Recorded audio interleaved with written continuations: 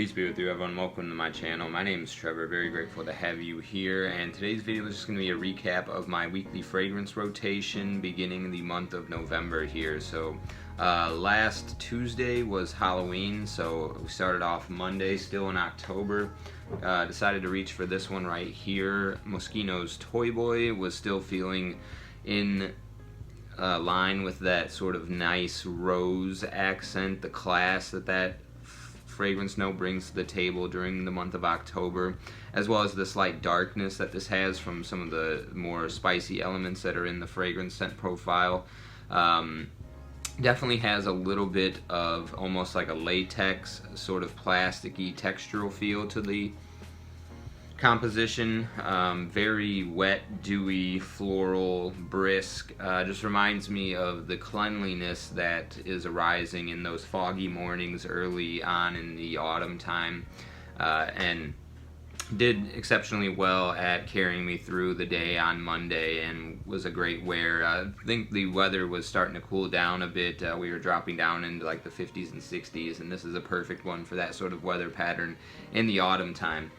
Which brings me to Tuesday. We had actually a little bit of a blizzard on Halloween, so it was a little bit of a damper on the evening overall, just going out with the family. So there's heavy snowfall. It started off kind of bright and sunny earlier in the morning, but it quickly took a turn for the worst. But for Halloween day and night, I decided to go with Issey pour Homme or Encens. So this is again a very nice rose fragrance. This time it's a little bit more jammy and sweet than with the Toy Boy, and then it's enveloped by a beautiful smoky incense. So it's definitely dark, smoky, masculine, despite having that jammy rose in here, which is very much centered in the incense and the smoky elements that make it dark, but also contrasts with that kind of bright, sweet, and jammy quality that the rose has in here. A little bit difficult to find. I think most of these cool weather Issey Miyake fragrances have been discontinued, but definitely worth hunting down, as well as Noir Ombre. Okay, so for Wednesday, it was November 1st, and I wanted to rein in the month with something special. It's my favorite month of the year. In terms of just the way that nature presents itself and the colors and the foliage and the sort of beginning of the festive season. So I decided to layer two fragrances somewhat unintentionally. I noticed that the cap or the atomizer was unscrewing off of one of these, so I had some juice spill that I decided to layer on top after I'd already applied a fragrance. And the two fragrances I layered for November 1st were Hugo Boss bottled Intense Eau de Parfum and Kilian's Angel Share. Decided to make my own sort of cinnamon apple pie combo there. Really nice combination. Both fragrances kind of hard to get a hold of because of price point, but this already has a really nice apple cinnamon pie vibe going on, but it's got this very telltale designer textural feel to it. I don't know how to describe that other than it's just got like this sort of staticky vibe going on. I don't know whether that's from Broxton or just sort of the base chemicals that you get in designer fragrances a lot of time.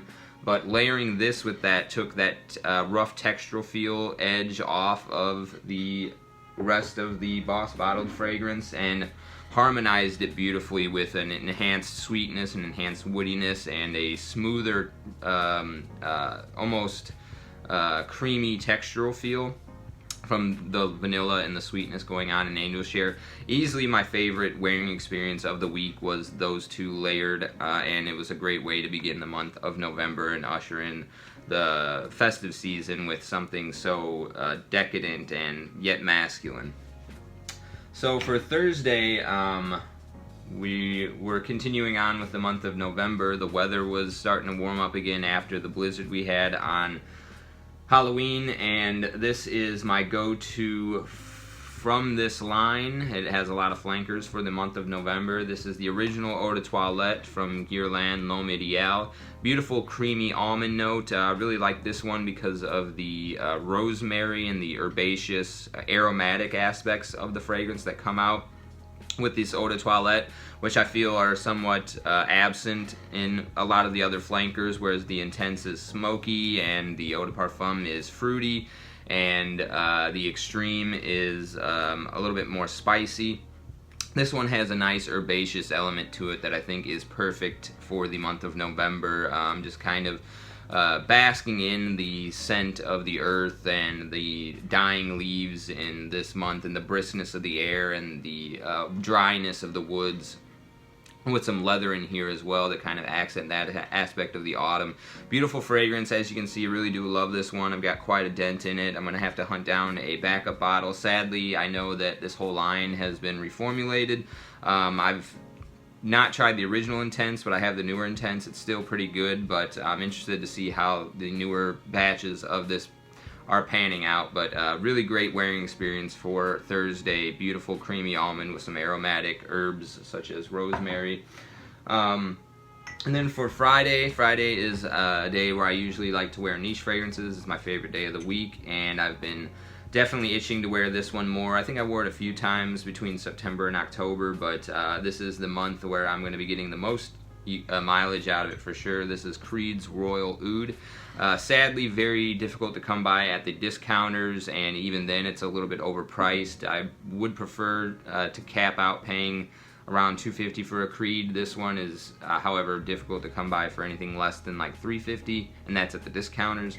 And full retail, this is like $400 or $500. Not worth it, I don't think. I do have a clone of this one, Oud Royal from Ministry of Oud, coming from Fragrance Buy. I'm gonna be looking forward to testing that one out, seeing if I can get away with spraying this scent profile a little bit more liberally. But I'm very grateful to have this one in the collection. It is one of my top 5 point blank period in my collection, and I absolutely adore the wearing experience with this one. The most stark transition from beginning, mid to dry down out of any fragrance in my collection. Beautiful sparkling pink pepper, lemon, and a little bit of that ambergris sparkliness for the opening. Almost misty, foggy, powdery green touch throughout the mid, and then a stunning semi-sweet powdery cedar rounding out the base. Absolutely stunning composition from Creed, and I want to say my favorite autumnal fragrance, and that is going to be Creed's Royal Oud for Friday.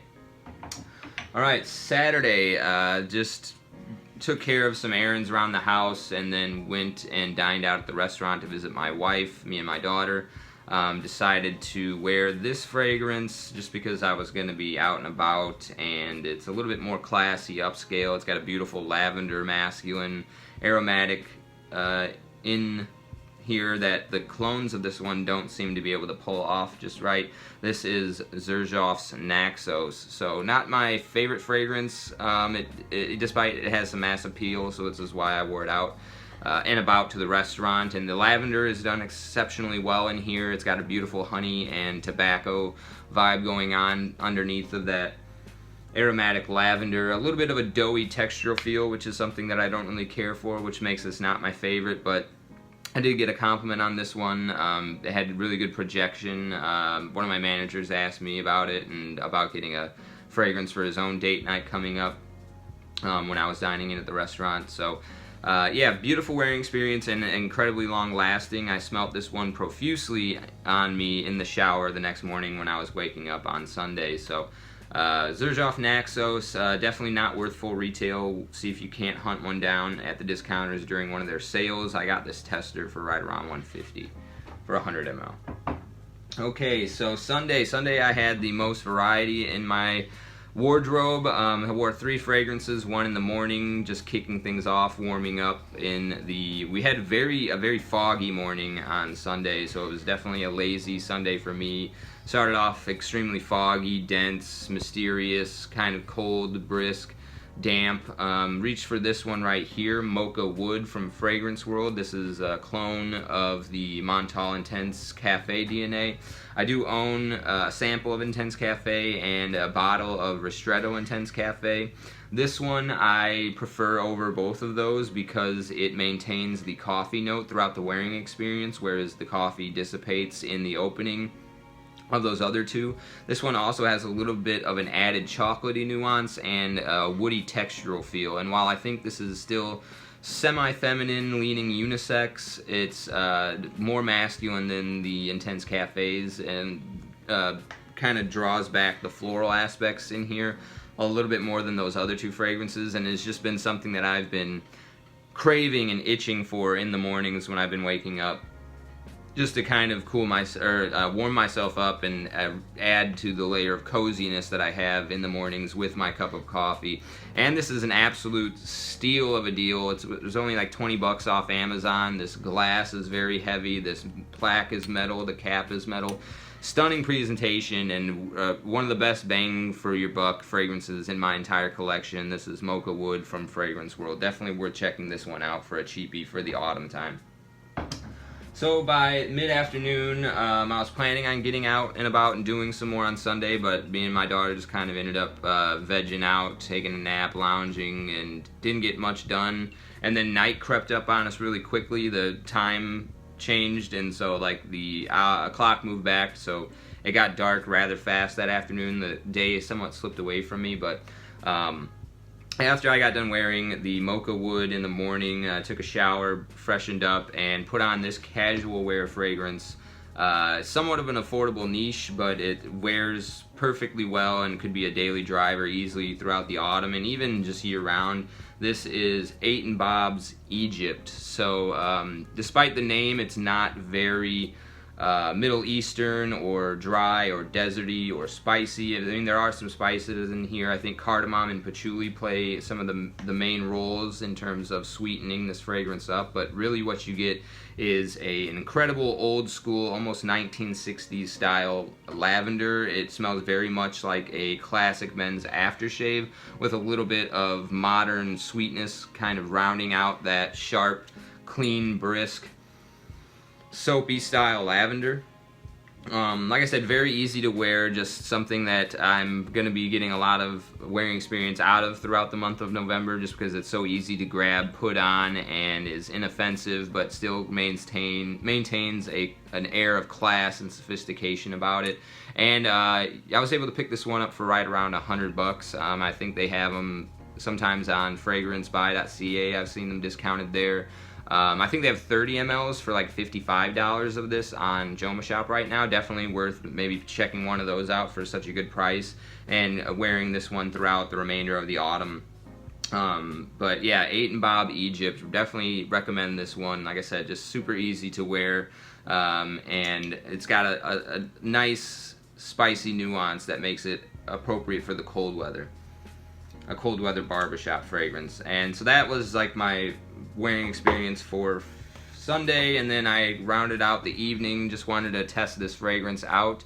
It was newer to my collection, and I do own the original, so I've been comparing the two. This one definitely is a lot cheaper smelling. I get a little bit of a bug spray vibe out of it, especially in the opening, but after not too long it kind of dries down. It gets a lot better. It was an enjoyable wearing experience. But I'm still interested in maybe trying out some other clones of the Baccarat Rouge 540 going forward to see if I can't find something that's a little bit more my taste. But this is Franck Olivier's Pure Addiction. So I do like the presentation in the bottle. Sadly, most of the fragrances from Franck Olivier end up turning a little bit sour on my skin. I don't know if that's just something about me, but it's happened with almost all of the fragrances I've tried from the house. That being said, they are pretty mass appealing. They tend to get compliments and get attention and perform rather well. So like I said, this did develop into an enjoyable wearing experience as the night panned out. I could still smell it on me this morning when I got up to take a shower. And this also has a little bit more of an orange zesty nuance in the opening. Gives it a little bit more of like a citric dreamsicle vibe than the original has. And I kind of enjoyed that bit, and I think it leans a little bit more masculine than the original BR540, and I think I'm looking forward to using this as a layering fragrance and see how that pans out for me, because this is pretty inexpensive. You can find this 100 ml bottle of Pure Addiction for under like 20 bucks a lot of time at the discounters. So definitely looking forward to trying it out. I know that Joy Amin and Kubano both enjoyed this clone as well. So let me know in the comments section down below if you've got a preferred BR540 clone, what's been working for you in that respect. Let me know if you've tried Mocha wood as well. And if you've got any cozy cheapies that you've been throwing on in the morning, just kind of help warm up. Coffee's a note that I really enjoy for using that purpose for. And as always, I really appreciate you sticking with me to the end of the video. Let me know what your weekly fragrance rotation was in the comment section, and I'll see you in the next one. Take care.